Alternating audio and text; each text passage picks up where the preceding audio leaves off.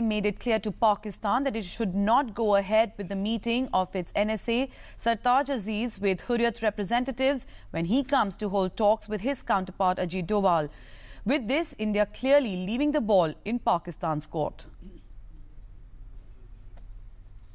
In some tough talking that has put the ball back in Pakistan's court, India has made it clear that while it is committed to peaceful and bilateral talks, it will not be held hostage by any preconditions set at the last minute, and that talks with separatists is unacceptable.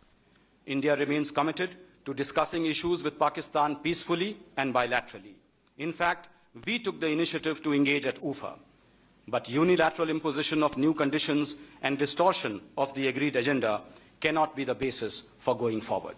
Pointing to increased ceasefire violations and cross-border terrorism, India questioned Pakistan's commitment to the UFA agreement. At UFA, the two prime ministers agreed on a meeting of the NSAs to discuss all issues connected to terrorism, as well as ensure peace and tranquility on the border. Instead, we saw a sharp increase in the unprovoked firings from the Pakistani side and some serious cross-border terrorist incidents. The last one, at Udhampur, resulted in the capture alive of a Pakistani national, a matter that would have naturally come up in the NSA-level talks on terrorism to Pakistan's discomfort. Earlier in the day, with Pakistan's approach casting a cloud over the talks, India made it clear that Pakistan NSA Sartaj Aziz's proposed talks with separatist leaders is unacceptable.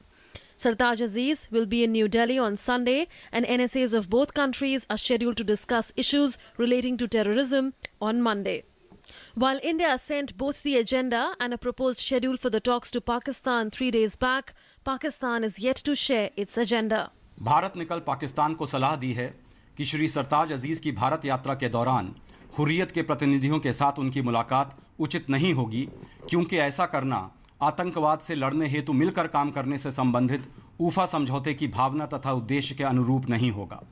हमने राष्ट्रीय सुरक्षा सलाहकार स्तरीय वार्ता के लिए उस एजेंडे की भी अभिपुष्टि करनी चाहिए है, जिसके बारे में 18 अगस्त 2015 को पाकिस्तानी पक्ष को बताया गया था। In the meeting between Prime Minister Narendra Modi and his Pakistan counterpart Nawaz Sharif in UFA, it was agreed that the NSAs will meet to talk on terror alone, but Pakistan is now adamant on bringing up the Kashmir issue and on going ahead with talks with the Hurriyat.